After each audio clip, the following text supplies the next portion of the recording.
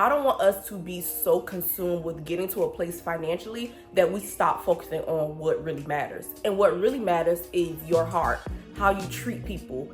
Are you integral? Are you honest? Like, what is actually going on internally? Because what you have going on internally is just reflected on the outside. Hey homegirl, I am Kiani, the responsible homegirl, and I am so excited about today's video. We're gonna hop right into it. We are talking about 5 money habits that are keeping you broke. I really want you to ask yourself, are your finances very demure or are they very devastating? These habits came from my own personal experience, and I believe if you do the opposite of what I'm going to tell you today, you will be successful. You will be on the right track of just managing your money so your money isn't managing you, and building financial freedom, because there's nothing that happens overnight and there's nothing that just happens like boom in a blink of an eye. No, it's a process. It's a journey. On your pursuit of being more financially responsible and more financially literate, what I have discovered, especially in my relationship with God, is God cares more about your character than the amount of commas that you have in your bank account. And when the Lord started speaking to me about this, I was reading Proverbs, studying Proverbs, and I just saw this common thread coming up over and over and over again. And I want to read y'all like a couple of scriptures that back my point of God cares more about your character than your commas. Like, I literally have a whole notes like of different scriptures that are all related, but I'm going to share 3 with you today. And the reason why I'm sharing them with you is because I don't want us to be so consumed with getting to a place financially that we stop focusing on what really matters. And what really matters is your heart, how you treat people. Are you integral? Are you honest? Like, what is actually going on internally? Because what you have going on internally is just reflected on the outside. God cares more about your character than the amount of commas that you have in your bank account. So let's get into it. Okay, so the first scripture is Proverbs 3 verses 13 through 16 in the New Living Translation. And it says, "Joyful is the person who finds wisdom, the one who gains understanding. For wisdom is more profitable than silver, and her wages are better than gold. Wisdom is more precious than rubies." Very demure, okay? Love it. "Nothing you desire can compare with her." Okay, wisdom is one of one, period. "She offers you long life in the right hand and riches and honor in the left hand." So that's Proverbs 3:13 through 16, New Living Translation. So the next one that I want to share with you all is Proverbs 16:8, and it says, "Better to have little with godliness than to be rich and dishonest." I'm going to read that one more time. "Better to have little with godliness than to be rich and dishonest." And then the last one I want to share with you all is Proverbs 28, verse 6, New Living Translation. And it says, "Better to be poor and honest than to be dishonest and rich." So as you hear all of these common themes, be honest, be integral, have wisdom, gain understanding. All of that is more important than you chasing the bag, you get into the bag, like just all of this different stuff. Because what I've even realized in my own journey, sometimes we can be doing stuff in our own strength, like, oh, I gotta figure this out, I gotta do X, Y, and Z. But no, when you actually depend on the Lord, you do the right thing and you surrender, meaning I give up, I need your leadership, I need your guidance, life becomes so much easier. Not saying that everything is easy, because there is still work that you have to do, but it's like, I don't have to figure this out on my own. I don't have to go in a place blindly. Like, no, I expect that the Lord is going to be with me. I expect that he's going to guide me. I expect that he's going to do what it is that I am praying for and believing for. So just wanted to share that with y'all. Remember, God cares more about your character than your commas. So do the right thing. Most of the time when we're in tight financial spots, we think that, oh, if I just do this really quickly, like this will help me get ahead, or let me hustle my way into doing this, and it's not the right thing. Like, no, there is not a world where you don't reap what you sow. So make sure you are doing the right thing. You are gaining wisdom, gaining understanding, and being honest more than anything. All right, so let's get into our 5 money habits that might be keeping you broke. Habit number 1, your mindset. I don't care what nobody says. Your mindset is your biggest op. I have been reading this book called You Are a Bad A at Making Money. Y'all know I love a good read. And the first time I actually listened to the audio version of this book, and it was so good that I was like, I had to get the physical copy so I can highlight, underline, and, just do all of the things. But inside this book, she talks about your subconscious mind. So in our conscious mind, we might say things like, I want to be a millionaire. I want to earn 6 figures, or I just want to be in a better place financially. We say that consciously, but in our subconscious, there are things that are holding us back. You probably heard of the word before, limiting beliefs. So what is that limitation? What is that ceiling that is stopping you from actually getting what it is that you want? And I'll just tell y'all a personal experience, a personal story of mine. I can remember when building the Responsible Homegirl, I used to cringe. I used to tighten up about charging. I used to really believe that because people were coming to me for help with their money, that meant that they had no money. And that showed up with how I charge. I can remember doing $25 budgeting sessions or doing budgeting sessions for free because I went in with the assumption that, oh, they don't have no money to pay me. I can't charge them. Or even when it came to speaking engagements, man, they don't have the budget. This is a nonprofit organization. They don't have the money to pay me. So I'm going to just do it for $150. Kiani, what? So as I have been reading this book and really just understanding business and the value that I bring and what it is that I'm doing, I have had to challenge those beliefs. Kiana, you are assuming. And there are so many different things that I tell myself on a daily basis because even though I'm your responsible homegirl, baby, there are still things that I am working through with my money and specifically my mindset. Why do you think the way that you think about money? Why do you handle your money the way that you handle your money? Why? I'm telling you, why is the question that will get you to freedom. Period. So your mindset is your biggest op. And it's the thing that is keeping you broke because you're not challenging any of the beliefs that you have. You're just basically comfortable doing the things that you've always done, doing the things that you've always seen. And when it comes to growing, when it comes to just experiencing a different type of life, it's going to require a different version of you. Let me say that again because I feel like that was a little choppy. When you are growing and you are wanting to experience a different life, you are wanting to experience different circumstances, it's going to require a different version of you. You cannot do the same old things, think the same old way. Romans 12:2.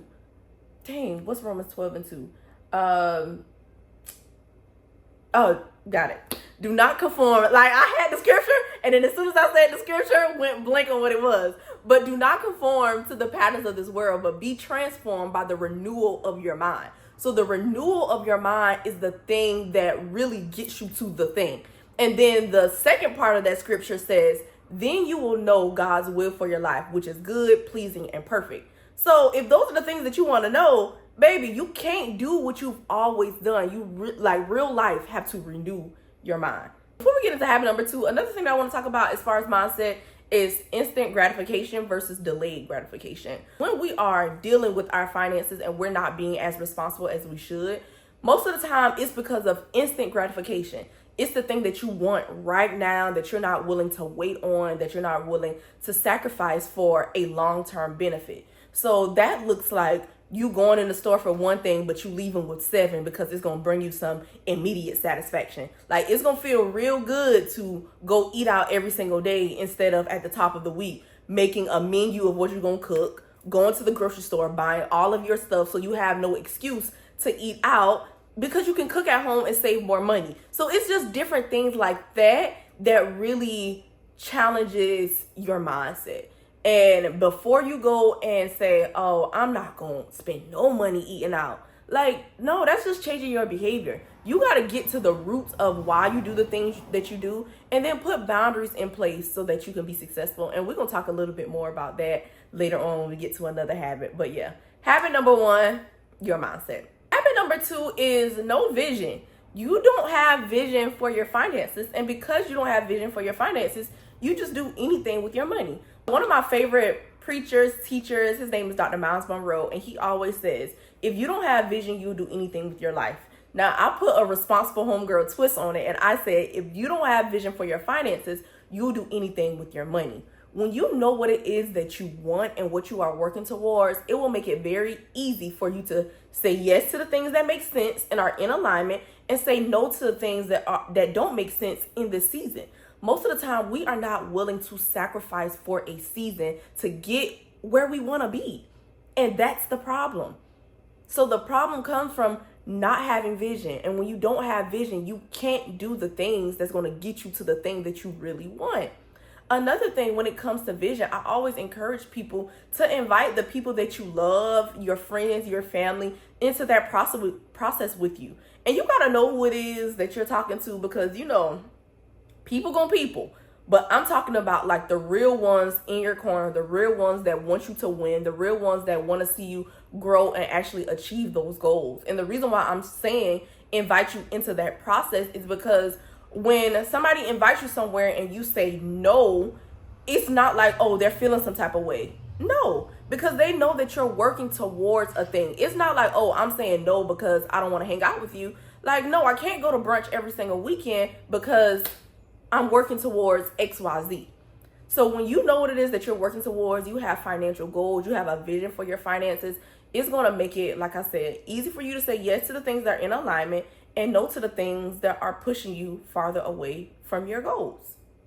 Period. Habit number three, not budgeting. Not budgeting is really the thing that got me to this place. Honestly, probably habits number 1 and 2 got me to this place. And when I say to this place, like the Responsible Homegirl, my entire financial education company. But not budgeting was the thing that made my back come against the wall and I was facing eviction. So not budgeting is like, that's just something that you have to do. That's foundational, period. If you don't handle your mind trash and what you got going on, at least you can know what you have coming in versus what you have leaving out. Like, budgeting is super important. So a couple of weeks ago, I went to Invest Fest virtually. And on that Friday night, T.I. was doing an interview and Terrence J asked him, like, what keeps you motivated? What keeps you going? And he was like, kids and bills. And when I tell you, everybody like bust out laughing. And then he continued. He was like, so many people focus on, oh, this person made 10 million a year. This person made 15 million a year. We celebrate what you earn, but we don't ever talk about the bills. He was like, investigate. How many expenses do you have? How many bills do you have? Because if you made 10 million in a year, but you have $12 million worth of bills, you did not make any money. So you have to manage your money. You have to track your expenses. And when T.I. was on that stage saying that, I was like, this is why I preach what I preach. Because it does not matter what level you're on financially. Money management is key. It's not about what you make. It's about what you keep. Period. So don't think, oh, just because I make 6 figures a year, I don't have to budget my money. That's foolish. That's so foolish. Because if you don't tell your money what to do, it'll be telling you what to do. Oh, pay off this debt. Oh, do this. Oh, do that. Or you can do this and you can't do that. We often act like money is our master when that's not the case. So you need to really put money back in its proper position, which is using money as a tool, which is money being a servant, and really understand that you get there by budgeting. So I wanted to share that story because I just assumed that people like on T.I.'s level, or people would think that because T.I. is on this level financially that he wouldn't be having budgeting conversations. But everybody needs to budget. Everybody. And I was very happy that he said it from a stage where thousands of people will understand that, because we live in a time where it's just the hype is all in making the money. And it's nothing wrong with making the money, but I just want to bring in another narrative and say that managing money is just as important, if not more important, than actually making the money. Because if you don't manage the money well, you'll always be in this cycle of working for money. And for what? Money isn't the problem, it's the management. And how you manage your money is very simple. 3 easy steps. The first thing that you want to do is list your income. The second thing that you want to do is list your expenses. And then the third thing that you want to do is separate your money into 4 different categories. For short, I remember it as SSIG. So what are you saving, spending, investing, and giving? When I was facing eviction and I had no idea what my money was doing, where my money was going, I just know I was broke and I could not pay my rent. I was like, what in the world is happening? What is going on? And as I am beginning to learn about budgeting, all I see over the internet is monthly budgets, monthly budgets, monthly budgets. And I tried monthly budgets, but it just did not work. And I believe it didn't work for me because I didn't get paid monthly. And I believe your budget is simply your financial GPS. So you make the money and it is your responsibility to tell your money where to go. So every time you get money coming in, you need to give your money direction. So if you get paid every week, you should be budgeting every week. If you get paid every 2 weeks, you should be budgeting every 2 weeks. You need to be budgeting based on the frequency of you getting money coming in. So say for instance, you work as a server or a bartender and you don't have a traditional job or whatever. I would suggest having a money check-in, a money date once a week. So if you work Monday, Wednesday, Friday, or you work Tuesday, Thursday, Friday, say, okay, on every Friday, I'm going to sit down and I'm going to have a money check-in. What did I make this week? Okay, what bills do I have between now and next week that needs to get paid? So I'm going to just go over that one more time.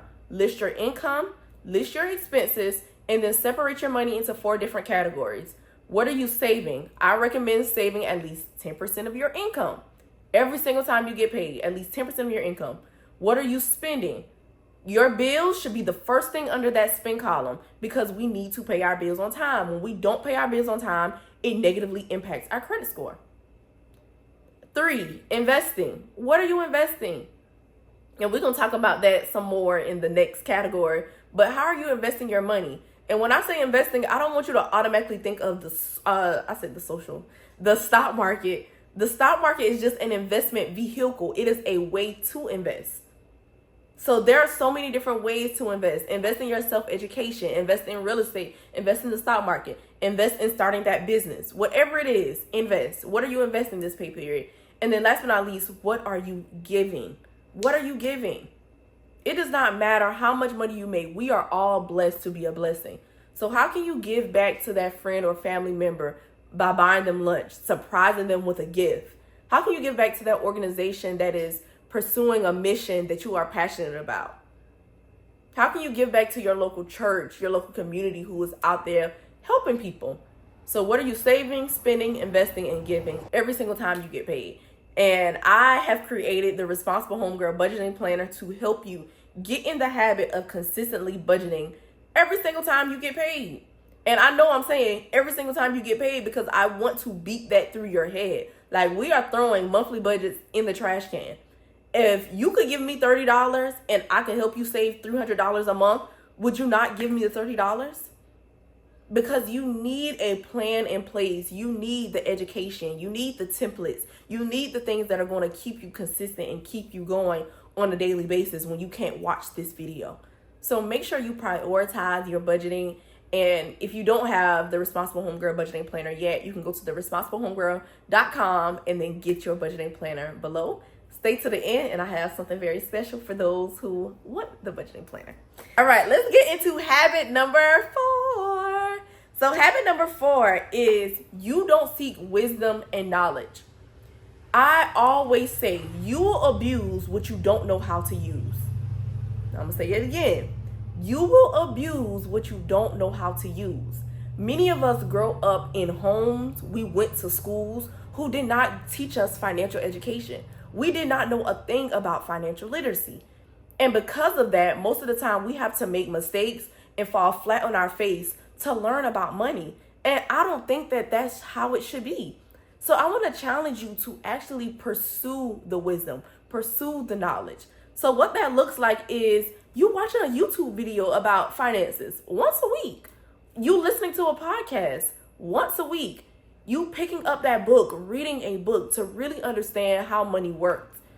Budgeting, saving, your credit score, investing so that your money can grow while you're asleep and you can build wealth over time.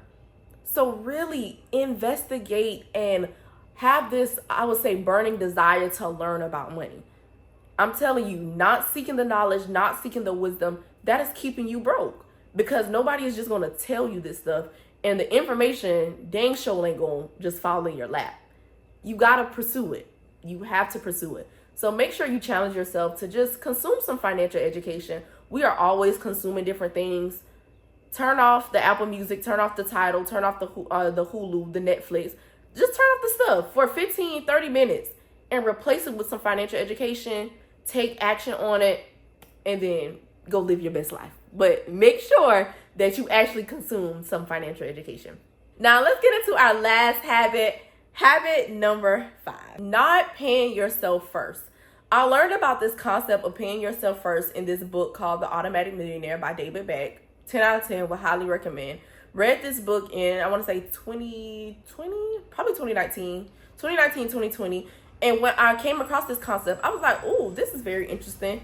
Paying yourself first means saving and or investing before you pay your bill. I would challenge you to save before you pay your bill. Most of us have been taught to go to work, pay our bills, then go live our best life. And then we say, oh, I'm going to save later. No, you need to prioritize your savings. And that looks like saving before you pay bills. When it comes to me, anytime I get money coming in, I pay my tithes straight off the bat. Then I save something. I save at least 10% of my income, sometimes more. And then I start paying bills. This is so crucial, guys, because if you do not build up that emergency fund, if you do not have savings, when you are in a time of need, you know where you're going to turn to? Friends and family, picking up the phone, calling to borrow money, or swiping that credit card. And every single time you swipe your credit card and you leave a balance, you are being charged interest. So it's not beneficial for you to use that credit card as an emergency fund, because it's going to cost you more money in the long run, when you could have avoided that by simply having savings. The average American does not have $1,000 saved in an account for an emergency, but don't you know you could save $20 every single week, and by the end of 52 weeks, you will have well over $1,000 saved? So we make it so much bigger and so much harder than what it is, but it's not really hard. Pay yourself first. Prioritize your savings. I always give this example, and it's so funny to me, but not really funny, but I mean, it's real. If I'm driving down the street in my Honda and something hits my tire, or I run over something and I bust my tire, and now I got to get a brand new tire, I cannot pick up the phone and call T-Mobile and say, oh my gosh, can I get my bill money back because I need a brand new tire and da-da-da-da-da. Y'all, them folks do not care. They don't care. But what I can do is go to my savings account, get the money out, and go purchase a new tire. And I'm not even tripping. Yes, I might be a little frustrated because of the inconvenience and because I might not want to spend the money, but you move a little bit differently when you're prepared. So not paying yourself first is keeping you broke, because it begins this cycle of calling to ask people to borrow money or swiping that credit card for cash that you don't have. And now you have to pay back things over and over and over again. So I really want to challenge you to pay yourself first. Prioritize your savings. Do not put your savings on the back burner. And I hope y'all are hearing, like, as I'm talking about these 5 habits that are keeping you broke, all of them go hand in hand. They are very much interconnected. Very much interconnected. And as we are closing and wrapping up this video, I want to challenge you to focus on at least one of the 5 habits. So whether that's your mindset, whether that's you having a vision, creating that vision for your finances, whether that's you budgeting every single time you get paid, seeking wisdom and knowledge around financial education, and then last but not least, paying yourself first. Out of those 5, I want you to find something that you are actually going to focus on this week.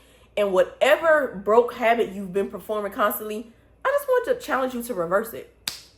Reverse whatever broke habit that you've been performing, reverse it. Do the opposite.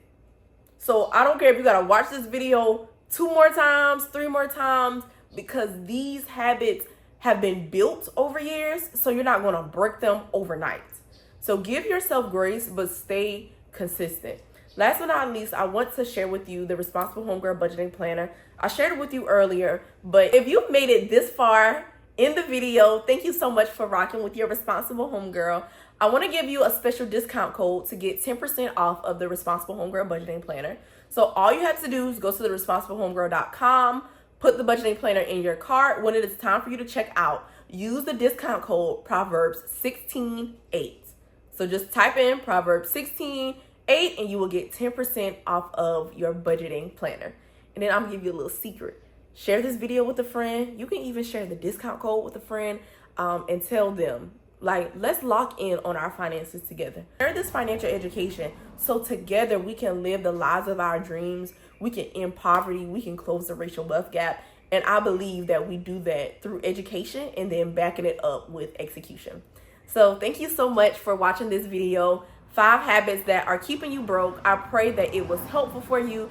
And I can't wait to see you in the next video.